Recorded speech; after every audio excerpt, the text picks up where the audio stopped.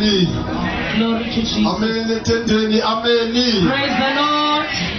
Phakamiseni izandla sithi amen etendeni, amen. Glory to Jesus. Sisavula kwincwadi kaJohane. Yohane chapter 1. John chapter 1. Sithatha lethuba sibulise angambona uYesu. As long as sikholwa nguye. Amehlo abone uYesu ayavuleka noma ebevalekile na. Amehlo abone uYesu abone izinto ezingabonwa abantu. Izinto bekufanele mangabe uyazibona ungaziboni. As long amehlo akho ebona uYesu. Elithi iBhayibheli indoda okuthiwa uStefani igama layo bathi bexuluba beyibetha beyikhanda ngamatshe. iBhayibheli alivezi ukuba wabona amatshe. iBhayibheli alivezi ukubana wabona abantu abamxulubayo. Kodwa iBhayibheli yasivezela ukuba uStefano wabona uYesu. Lithi-ke wabona unyana womuntu emile ngakwesokunene sikaBaba. Bese ningapheleli lapho lithi wabona inkazimulo ubuqaqawuli bukaThixo. Amehlo abona uYesu. Nibheke kumina singabheki emva kwami. Inhlozi nje ihlale kumina. Amen. Singababheka abana ngasemva kwami. Lithi wabona inkazimulo ukukhazimula kukaThixo ubuqaqawuli into okuthiwa yiglory kaNkulunkulu. Amehlo abona uYesu ashintsha abona ezinye izinto ezingabonwa abantu. Ngamanye amazwi noma ngathiwa bayakuhleba kodwa amehlo akho abona uYesu akaboni inhlebo ohletswa ngayo. Noma bakukhuluma kabi kodwa amehlo akho abona uYesu akayiboni yonke lento ukuthi bakukhuluma kabi. Noma bayabuthuka amehlo akho akaboni ukwethuka kwakho ngoba abone uYesu. Amehlo mayibone uYesu avula izinto zasezulwini kubonakala nasezulwini. Lithi iBhayibheli uStefano wabona ngisho nezulu livulekile. Ngamanye amazwi uyakwazi nokubona izulu livulekile. Haleluya. Ngamanye amazwi amehlo abone uYesu ayakwazi ukushintsha indlela noma beyikade iya ekufeni iye ekuphileni. Why? Ngoba abone uYesu. Ngamanye amazwi lithi iBhayibheli wahamba amadoda emabili ebheke endaweni okuthiwa kuseMawosi. Mangaba ehamba lamadoda akhuluma ngoYesu. Athi ngezinto ezenzekileyo apha eJerusalema yini besithembile kuye. Wasuke wafa bambulala bamngcosa usuku lwesithathu lolu. Ngesikhathi uyasondela uYesu. Usondela pha kubo. Mayisondela pha kubo bayakhuluma bamboni. Inkinga yabo abazange bambone esondela. Bese lithi iBhayibheli wahambisana kanye nabo. Mayihambisana kanye nabo wabeseqale babuza umbuzo uba madoda ake nisho kahle zindaba zini na lezi enizikhuluma komunye na? Nithetha ndaba zini na? Baqala bamthethisa bathi bambuza bathi wena uyihambi na apha eJerusalem? Utheni ungazazi indaba ezingaka? Ababona uba bathethisa wena uYesu. Ngoba amehlo angambonanga uYesu ayamthethisa uYesu. Ngoba amehlo angambonanga uYesu ayamphalela ayamxhoma ayambethelela esiphambanweni. Bambethelela okwesibili. Bakhona abanye bayamsumayela kodwa bayambethela ngoba abambonanga uYesu. Haleluya. Ngamanye amazwi amehlo akho kumele uba abone uYesu. Haleluya. Oh, thank you Jesus. Asefike.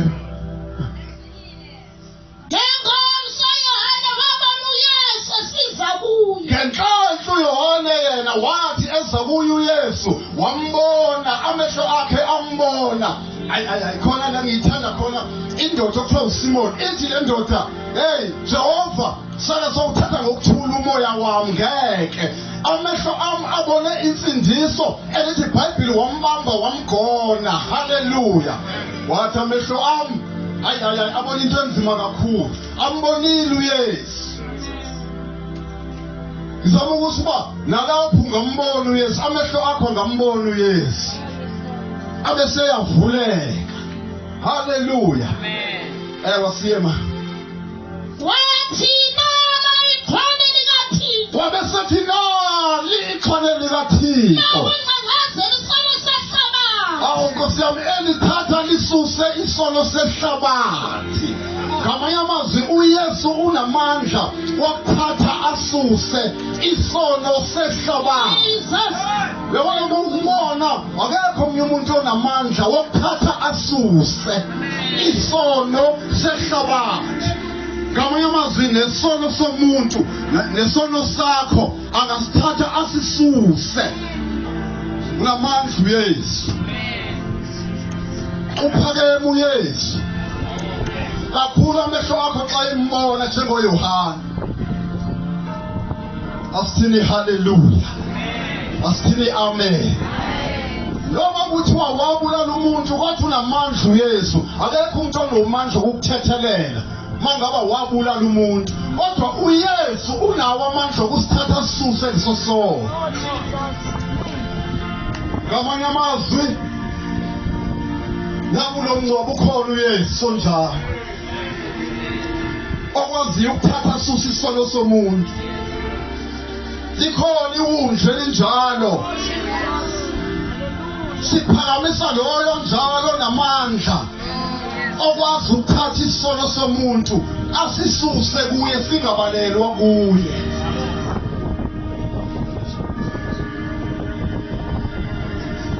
Uthi ngihlabelele kodwa singamthola lapho nje. Loyo ngasibaleni namacala ethu. Loyo veza ibhodi yesulile. Noma bekuthiwa izono zakho zibomvu noma bekuthiwa zinjani na. Kodwa wathi mhlamehlo akho ahlangana noYesu. Bese ziyahlanja izono zakho zibe mhlophe njengeqhwa. Uye onamandla okusihlambela izono zethu. Uye onamandla okususela isono sethu. Uye onamandla okusithatha lonke ihlazo lethu. Esilonga amehlo eyibona insindiso. Esilonga amehlo hayi Nkosi yami. Hayi ngoba amehlo ayadingeka ukuba athandazelwe lawa amehlo ngoba kuyaye nokuthi umuntu lo ubona ntoni yini oyibonayo. Ithi uJohane wambona esiza kuye. Hawu madoda athi umhlabelela abanye abambonanga abekade edlula ngendlela. Jesus. Kodwa wena ungambona namhlanje uYesu. Oba ephakanyiswa uYesu uthi amehlo ambona. Jesus. Nawe ungazi ukuthi ngabo ngalomngcwabo. Ngokuhamba kababa amehlo ami aso avuleka ngabona uYesu. Sabe seasuswa emadoda izono zami. Sabe seasuswa ihlazo lami. Uyalazi ihlazo olokubana indoda indala, indoda inomuzi omuhle nonkosikazi omuhle nabantwana abahle nayo yonke mhlawumbe neemoto ezinhle, kodwa ishiye konke lokho iye iyohlala emijondolo emikhukhwini ngenxa yehlazo lesono. Akekho umuntu okwazi ukuthwala ihlazo elinjalo, uYesu kuphela. Akekho umuntu okwazi ukukhulula abantu emahlazweni anjalo, uYesu kuphela. Wabona uYohane ezisiza kuye kuphela.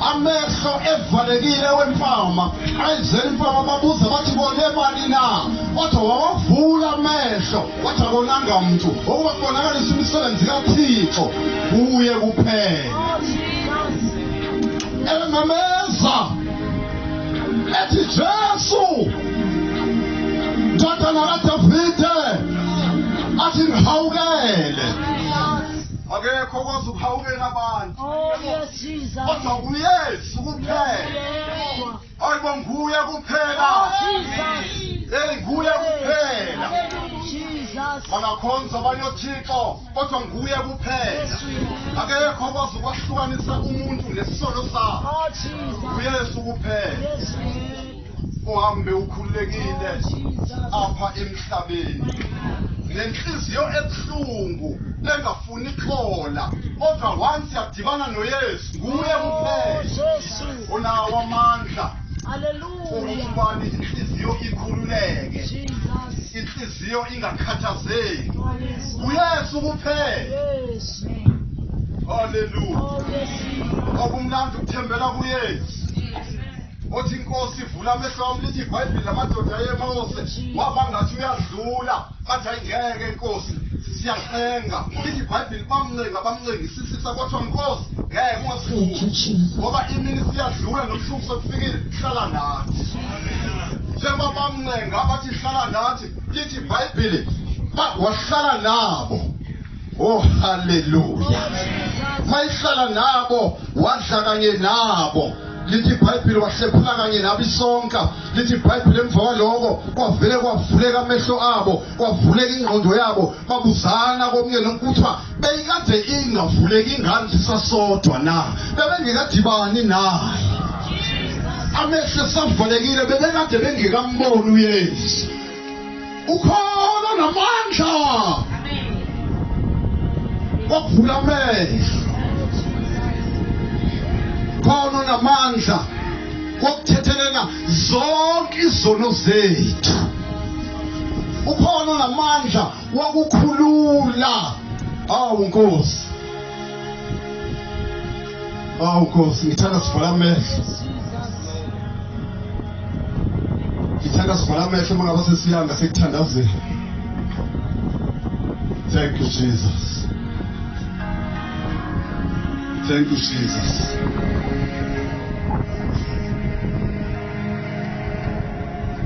osifundele lesi sithandaza ngalo lingasenhla ma soivale engasenhla kwale lesifundile verse 28 yeah 28 okwenzeka eBhethani ngaphesheya kweJordani yonke lento ibambe lapho kuthiwa yenzeke eBhethani ngamanye amazwi nale ndawo ingaphenduka ibe iBhethani lapho ubona khona uYesu Jesus lapho kususwa khona isono sakho Jesus lapho kususwa khona ihlazo lakho hallelujah fana amehlo sesiyathandaza thank you Jesus thank you Jesus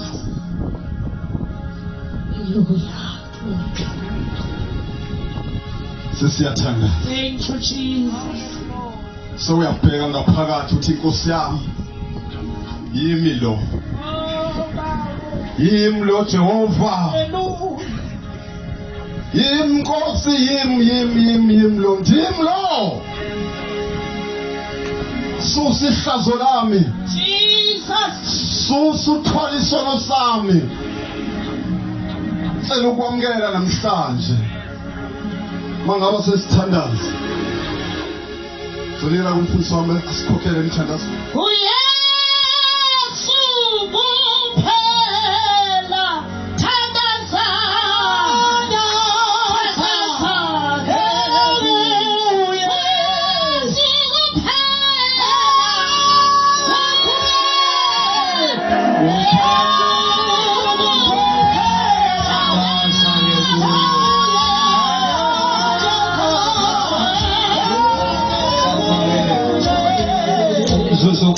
oh Jesus sikhangela inhliziyo zethu uthoculayo xa ehlabelela amagugu elilizwe ayosala emathuneni athi ndawulala lindona ethuneni la uyabonakala ukuba akekho ozohlala kulo mhlaba ubhalile umpostoli uPawulos luphina kufa ulwamvila lwakho ulwamvila lokufa sisomo nanti indoda siyamnqamlesweni ibona kuJohane nanti ifana kaThixo egcwala isisono sehlabathi.